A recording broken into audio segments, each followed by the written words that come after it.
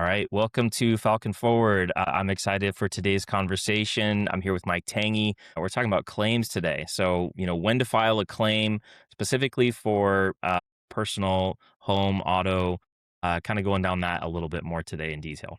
Yeah. So, Peter, you're sitting there working hard, chasing new prospects, and you get the phone call from a client in a panic. You could tell they're, just by their voice, they're in a panic, and they tell you, I was just involved in an accident in a parking lot. What do I do? And so, if you get that question, Peter, what do you do? First thing I would do, first of all, I'm sorry that happened, is everybody safe? That's my first thing. If they're on site still, is everybody safe? And then obviously the next thing I would tell them to do is to just make sure that they take pictures, get photos of kind of what's happening, Yep. get the other person's information, and then share theirs in that event as well.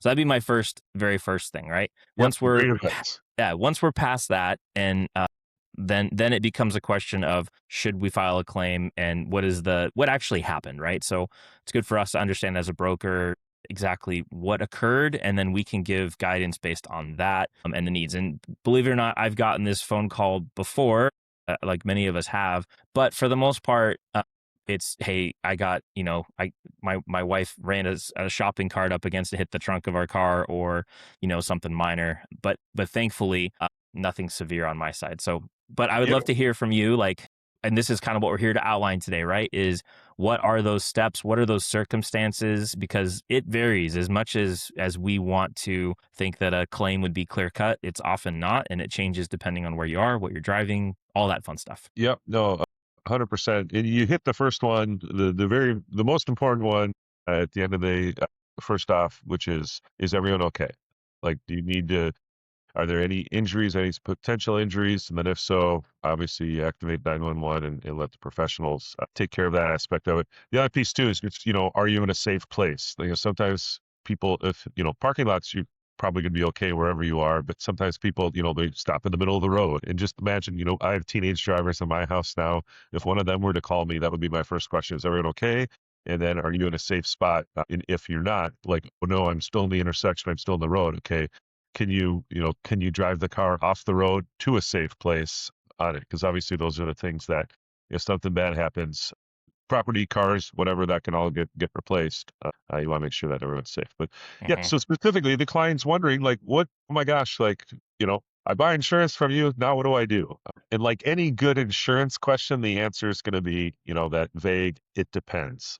We need more information from them because you can have an identical accident that happened, and depending on the circumstances that in that, then we're going to have very different advice for it. And it also will vary based upon the client. What's that client's claims history? Do they have teenage drivers? Do they have older drivers in their household? On it. So the first question would be is, again, making sure everyone's safe. And then after that is, okay, what happened? Well, what are the details here? And if we have a client, we'll just assume our client was at fault. So they backed into someone or they rear-ended someone. If it's a parked car that they hit and no one's there, then obviously you leave a note. If it's in like a business or something like that, you go to the count, go into the business and say, hey, hit this car in the parking lot. You know whose car that is. But at minimum, you got to leave that note with all your contact info and say, hey, and here's what happened. And then you're absolutely right. The beauty of cameras or our phones now is the ability to capture photos, videos, is,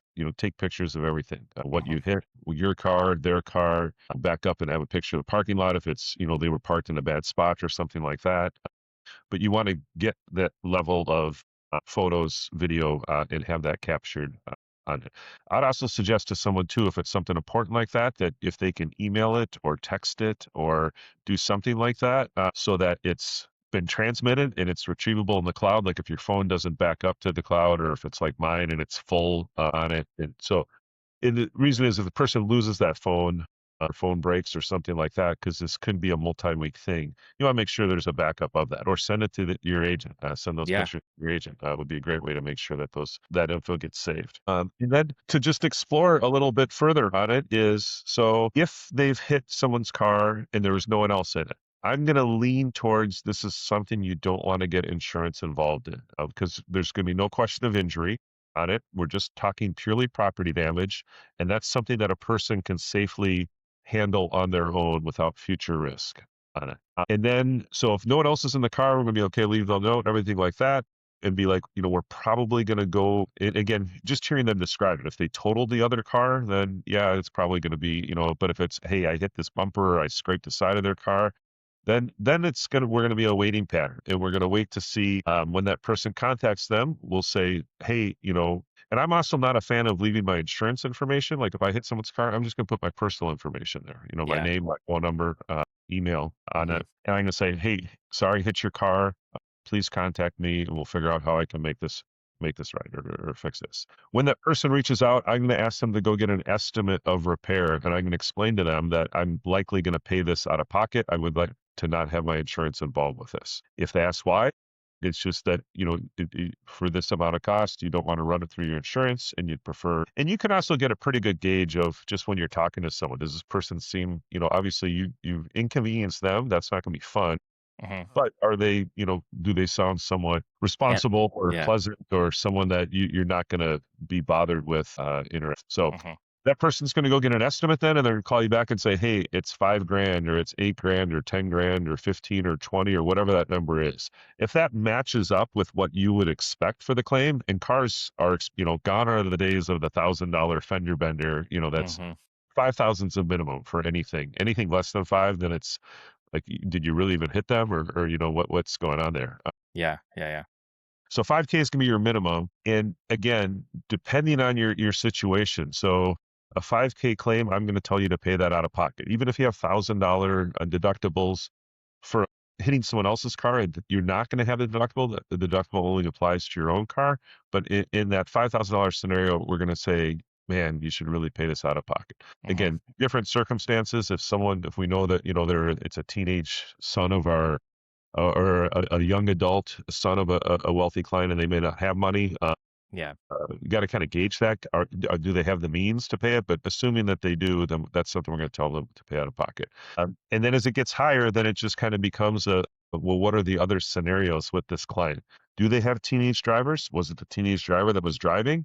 And I'd say, really anything under probably 15 grand in California, you're still going to want to pay that out of pocket. You're not going to want to get your insurance and have your kid now have a claim on his record, teenage driver, and you're going to see your costs go from 2 or 3K a year for that one car to 5 or 6K a year for that one car for the next several years. Hmm.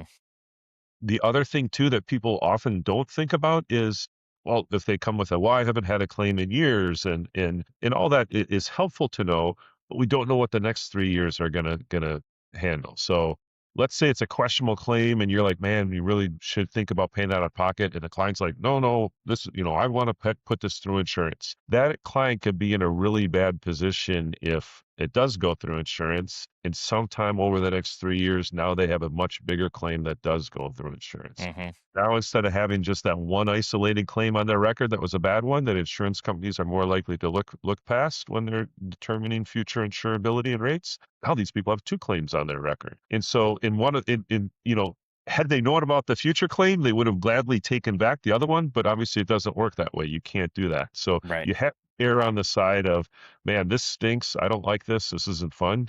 But no one was injured, thankfully, so I'm not going to file this one through insurance, even though it's going to be 10 or 15 grand out of my own. Hmm. I have Any, kind of a scenario here, and I don't want to get too far off track, but I think it's important to kind of note who the broker is or the agent is on the other side of the line, right? So, give you an example. This was probably 12 years ago, and I was in a hit and run. So I was at a light. Somebody hit my car from behind. yep, Truck full of guys, and they just tore off, made a quick left and then just disappeared. And I was, I don't know, probably 20 years old, and I mean, got pretty upset and angry about it, right? And I tried to follow him safely, called the police, the whole thing, pulled over, still in a rage, hadn't seen what my car looked like, get out, and it was yeah, just a small scratch. Police okay, officer kind of pulls up behind me, and he's like, why'd you even call? And I'm like, because I was heated, right? yeah, And that happens. I don't know how else to handle it. But anyways, the reason I'm sharing this is it happens, right? And then yeah, I called up my insurance broker at the time, and he represented multiple companies. And I just said, I took pictures and I sent it to him, and I said, hey, I got an offender. Like, what do I do? And he texted me back. It was like a Friday afternoon, probably around 3:30, and he said, call your insurance carrier and deal with them directly. And I was like, huh, okay. And for a second there, I was like, but you're my broker. I kind of Yeah. expected more than just a text back saying to go, call, like, Yeah. what are you there for? So I just kind of want to delineate, like, there's there's brokers that get involved in this. Then you have the carriers like the direct, like State Farm or that, you have to call them because that's what you got. And then there's brokers that still, they're insurance brokers. They represent many companies, but they're still going to tell you to go to the carrier. So there's like a very wide range of brokers to choose from. Yeah. And I know we fall more into the 100% fall into the, call us first. We want to Yes. talk through this so we can have a discussion Yes. like we're doing now. But I guess from your perspective and having done this a much longer amount of time, like what are some things and considerations there? And again, I don't want to pull too far off topic, but I think this is Yeah. relevant to the conversation. No, it's a great, great topic because I'm talking to you as if, or on this podcast, as if you were one of our clients on it and how we would handle this. If you're insured by someone else, you bring up a fantastic point of if you're with a direct writer, like the State Farms, the Progressives of the world, they operate in a black or white world. So if you call them and you're like, hey, what do I do? Guess what? You just filed a claim. Like it is a claim on your claim history irregardless of what happens in the future. So even if you decide that, hey, this was a minor scratch or a minor fender bender or is something I'm very comfortable taking, the fact that you called them and asked them, now you have a claim on your record and that gets reported. They have all insurance companies use this. It's called a clue report, and it's Mhm. like a comprehensive loss something something. But it's basically a database that all companies share to track claims history, and now that will follow you for the next several years on it. So again, proceed with caution in those instances. And what I would say is, if you are insured with a direct writing company, is follow our steps, which is get that estimate first, figure out before you contact your insurance company on it, because you don't want to have a claim on there if it was something that wasn't going to be. If you have a broker and your broker tells you and gives you that text just to call, then I'd call a different broker Exactly. on that because that's just not good customer service. Now, Yeah. there will be times when we'll talk through with a client and they'll be like, "Yep, we want to file a claim," and it'll make more sense for the client to contact the company, insurance company directly. But we've armed them with a game plan. Okay, here's what you're going to tell them. Here's who you're going to call. Here's all your information. And we do that in instances when we know the carrier won't necessarily. They'll take a report from us, but then they're just going to want the same exact thing from the client. And so the idea there is, you know, we're not going to run them through all our steps and then just have someone call in 2 hours and ask the same exact question. So as long as they're comfortable with it, then we'll say, okay, you'd want to call them directly. Here's the phone number. Here's your policy number. Here's who the phone tree you're going to work through, and here's what you're going to tell them. We do that just out of once we've decided on that game plan. So, but we would Uh, never tell someone to call the yeah. carrier and be like, I don't know, give Yeah. them a call and see what they think. Yeah, And that really brings me to the conclusion of my little fender bender incident, right? So I yeah, remember I was I won't name the carrier. I'm still with them today. I think it's one of my favorite. If you could have like a favorite insurance carrier, which is really nerdy to say, but anyways, I remember calling that number and they're like, okay, like they're walking you through like what you need to do, and I yeah, just remember like the beep on the other end of the line because it's a recorded line. I'm talking to yeah, somebody and I'm like, so like I don't even like, so is this a claim? And they're like, well, you're not even asking the right questions. And then they're like, have you gotten an estimate on it? I'm like, no, like I'm calling you to tell me what to do. And they yeah, were helpful, right? Very helpful. yeah, But at the same time, I remember being 20 and, it was like I ended up paying out of pocket because I think it was just a small $500, which today would probably be a couple grand. But yeah, nonetheless, I didn't know what to do. I didn't know what was going to happen. I didn't know the steps. I didn't know what to expect. And all of that coming from a carrier is a lot more authoritative in the sense that this is going to go, this is kind of permanent. This is being put on your file. yeah, And I wish, and thank goodness for parents, right? I was like, Dad, this is what happened. Like, what do I do? And he's like, well, hang on. Like, what are you doing? He's like, just go get an estimate first and see if it makes sense. What's your deductible? And that was the only question he needed to ask me to be like, kind of like dummy, like pay it out of pocket and move on. yeah, But anyways, that was kind of an interesting, and believe it or not, that was kind of a formative moment for me. And when I get these calls now as an insurance, I'm like, look, I never wanted my clients to feel like that on the other end of it. And yeah, it's a horrible feeling to, first of all, be in an accident. Second of all, to feel like you don't have support from the people that you put your trust in, really, right? And this yes. goes for personal lines, this goes for commercial lines, but we're put in a position of trust, and we want to make sure we're giving good advice. So Yeah. Anyways, not to get too far off, I really remember that specific incident and kind of formative. So, what else do we want to cover about this Yeah. topic? No, and it's a great example you shared because it is when, we deal with clients who have claims all, unfortunately very often. Yeah, yeah, And so we're used to it. We know what happens on it. But, again, 20-year-old driver involved in your first accident, like it's a very jarring thing of like, oh, and it's especially if, because you kind of think the what ifs, like, oh, what if these guys had really, rear-ended me, or they took, yeah.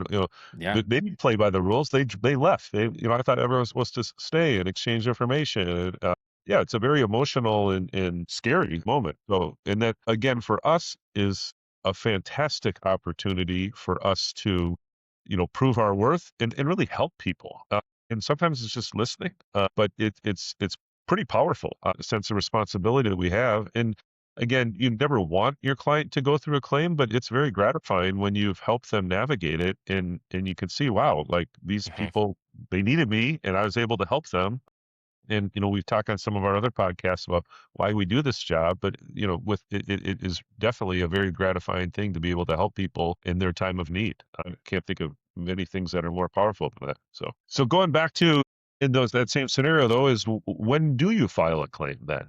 Yeah, yeah. So again, if you have that client give a call and, hey, I just got in an accident, and we start to ask more details, and we ask that question, was anyone hurt on it? And then was anyone in the other car? So even if someone wasn't hurt, if you rear end someone, and even if it's a minor little fender bender, if there's someone else in the car, even if the car is parked, then we're going to now strongly lean towards you need to follow a claim, regardless of, it was a minor fender bender, relatively low damage. And the reason we do that isn't necessarily intuitive to a lot of people, but there is a certain, you hit a stranger. You don't know this other person. You don't know anything about them, or you don't know anything about what their future is going to hold or anything like that. And there is a, fairly large subset of our population that will take advantage of accidents to, and exploit them for their own good. Yep. And then there's also people that, when you get hit, you have this adrenaline rush. You remember what happened when those guys were in you. You're, ready to. I need to defend Yeah. myself. Your 100%. primal instincts kick in, Yeah. and so you can appear like, hey, I feel fine. Like, oh my gosh, like it's documented. You have this adrenaline rush that can mask any sort of injuries or anything like that. And it may not be till the next day or next couple days where you're like, oh man, like my neck Mhm. hurts, my back hurts, stuff. The reason why we want to file a claim is in those situations, we want to have good documentation. So we want the insurance company, their expert adjusters to gather all the information of what happened. What was the weather like? How fast were people going? Well, what pictures of damages on this? And the reason is, and we've seen this happen, is you get hit. There's typically a 2-year statute of limitations depending on where you live. And, right before the week or two before that 2-year period hits, all of a sudden the client gets hit with a lawsuit. They haven't heard anything from this person in 2 years. They said they were fine, everything was good, they didn't want any repair or anything. But now all of a sudden you find out over the last 2 years that they haven't been able to work. They've been seeking medical attention. They have these massive bills, and now all of a sudden Mm. there's a very large lawsuit facing your way. To respond to that lawsuit, again, if it's the same situation, same injuries, same lawsuit, one of these claims was reported, and again, you have that very good file that has all this documentation of what happened. And in the second scenario, same incident, same accident, same alleged injuries, same Mhm. alleged lawsuit, all these kind of things, and you didn't report it to your insurance company, and there's zero documentation about what happened, and now it's just a, hey, I didn't hit them that hard, but there's he said, she said type scenario. That's going to be a very messy, messy, messy claim to handle going forward, and it's going to be very expensive. It's going to impact, have a massive impact, and hopefully you have the right insurance in that, with large umbrella policies, large limits. We've talked about that on prior podcasts, the importance of having large umbrella limits, but that's going to be a very, very bad claim. So because of that potential, and again, a lot of times that will never happen, but you have to plan for the worst. So if there was someone else in the car, even if they claim they're perfectly fine, run that through insurance, gather all that information so that if it does take a bad turn and 2 years later you get that lawsuit come in, you can be like, hey, wait a second. Here's my witness statement said we were going 3 miles an hour. Here's the person that said they were perfectly fine. They jumped out of their car. They did this. Here's pictures of the car and the damage. None of that matches up with what they're alleging now. That's something that you can, a good attorney can get dismissed or at least limited versus we have no documentation at all. Very bad. Mhm. So let's say I'm insured with insurance carrier A 2 years ago, and that accident occurs. Yep. Okay. Now I change brokers, I change carriers. I'm now in a better position.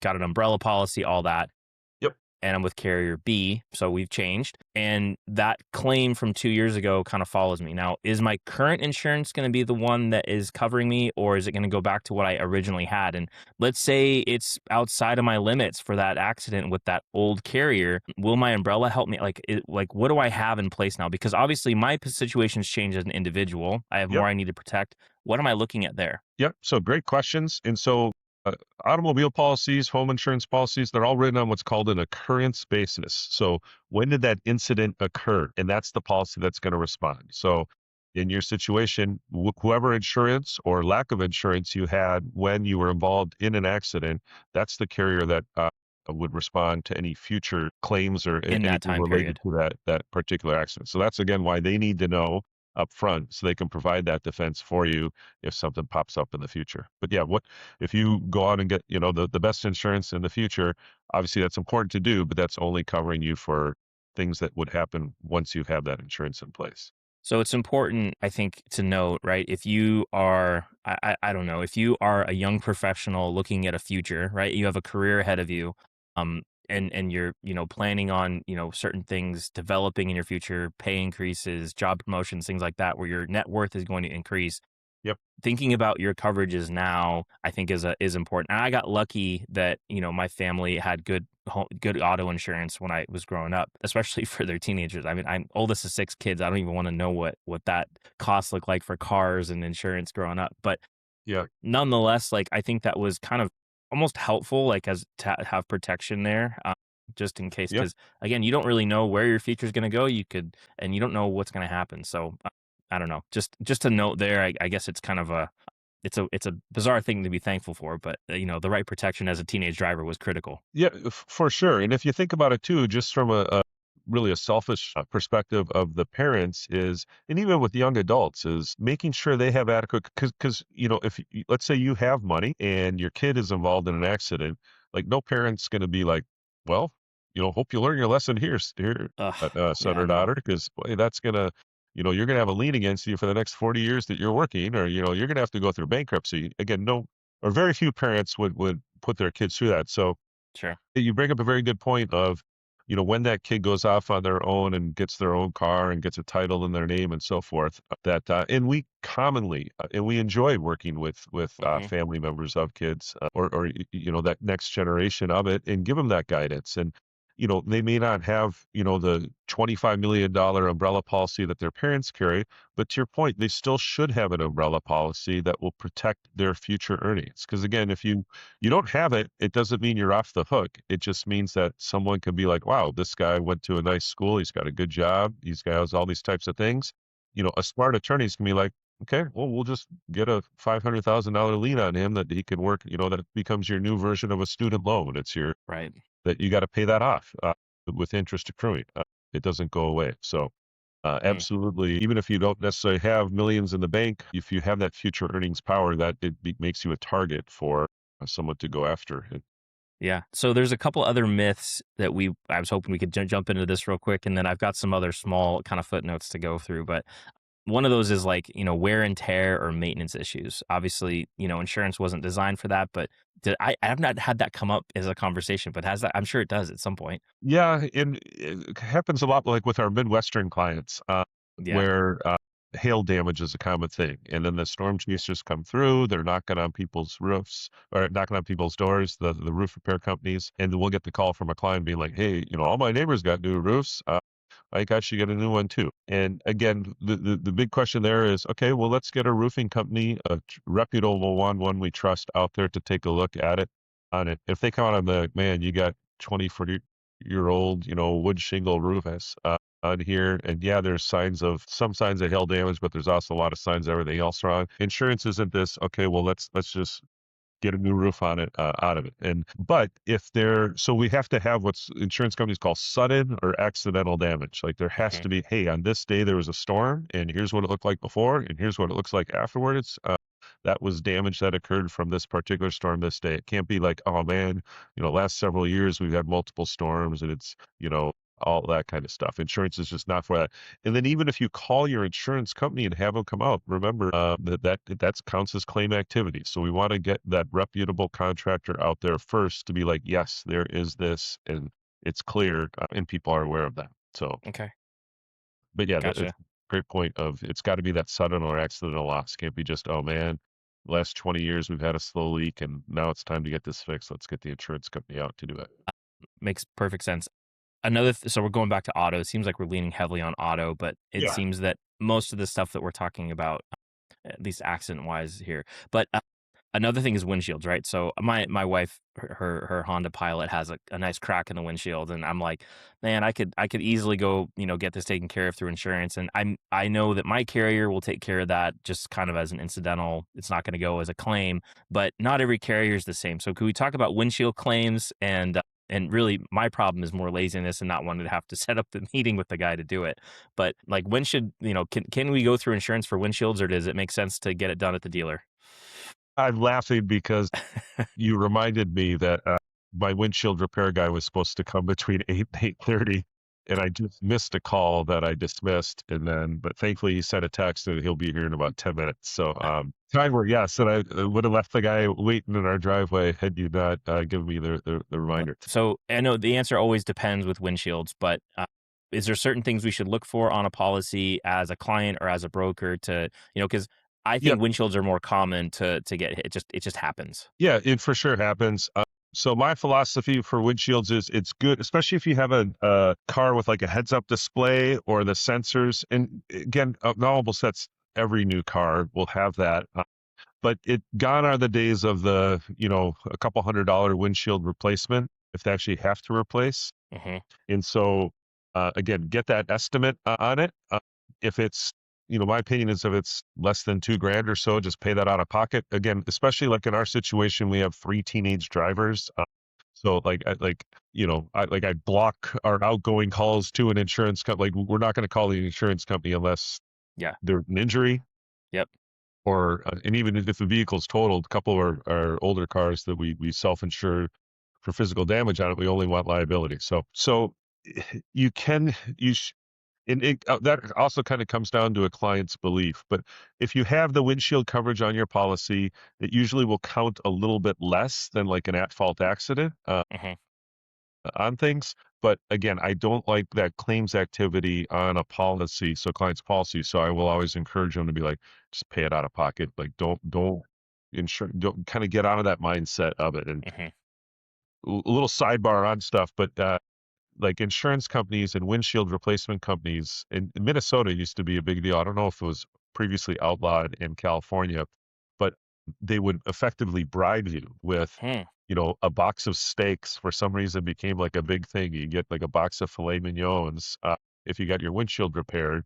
And then in turn, That's the windshield companies, which were like the largest buyers of like cattle in Minnesota, would pass that's their cost of goods sold, would pass it on to insurance companies for their it was that's whatever, bizarre. 100 to replace the windshield and then 150 for the steaks. So the insurance company get a bill for 250. So most insurance Yeah. companies, that was kind of a 1970s, 1980s thing. Some states actually Man. do booze.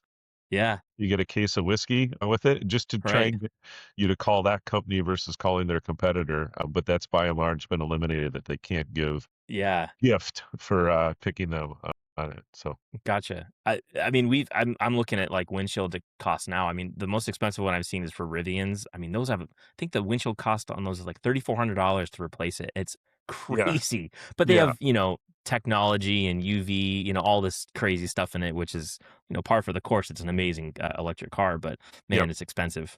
yes, My last question. So we have this. This was kind of something that came up. I was thinking through it. I don't know if you've seen the news, but there was that chemical tank in Garden Grove, right? yeah, They had to get all these people had to evacuate yeah, the area. 60,000 people.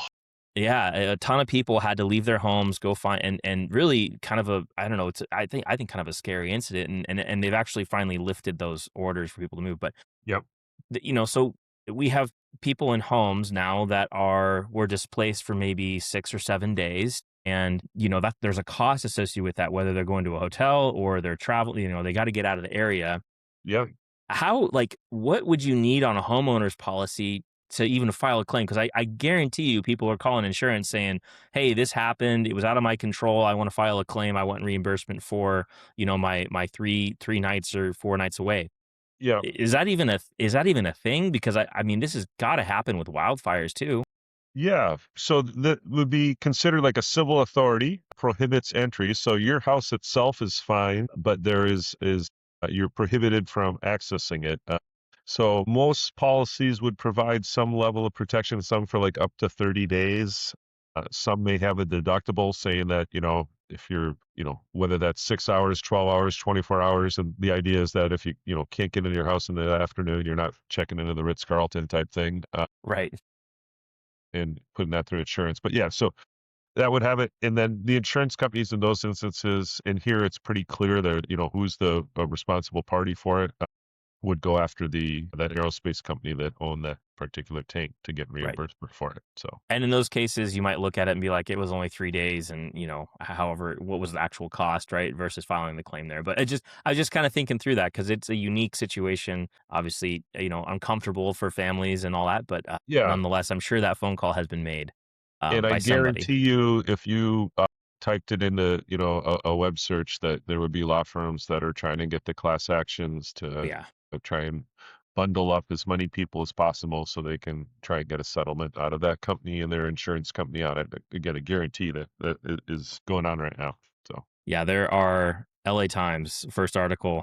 If you type in Garden Grove, it is court cases and supply disruption. So, yep. man, that's going to be an interesting one to follow from the Yeah. insurance side as well. So, Yeah. And that it doesn't, I mean, these things happen occasionally.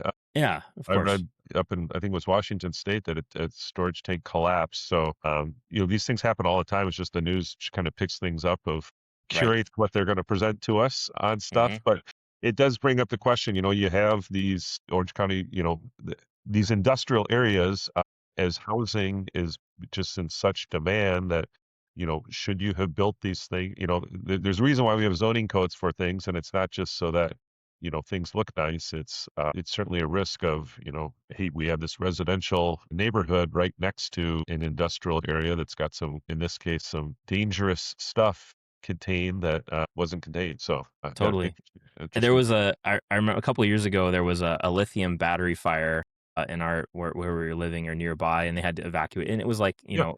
it was like 6 hours, like just, we can't put the fire out. There's fumes, and then Yep. come back. And then you have Moss fire, the Moss Landing fire that happened with the lithium battery. Like Yep. just apparently batteries are just catching on fire in all these places. But, it'll happen. So just something to think about as a Yep. homeowner, if that comes up, something you can talk to your broker about, but likely not something I would imagine not too many claims will be filed on that loss. So Yeah. anyways, just thought it was interesting because there Right. are No different injuries. That's the key on caveats. all these Yeah. things. But yeah, Yep. when it becomes a big inconvenience, is their responsible party. So All right. absolutely. Well, No. Mike, thank you for your time this morning. I hope you get your windshield fixed as No. planned here. This is Yeah. very fortuitous. And if my insurance company's listening, Rob, if you're listening to this, our windshields are perfectly good. There's no Yeah. flame activity. There's no Yeah. nothing. No issues at all. No, nothing to Yeah. see here.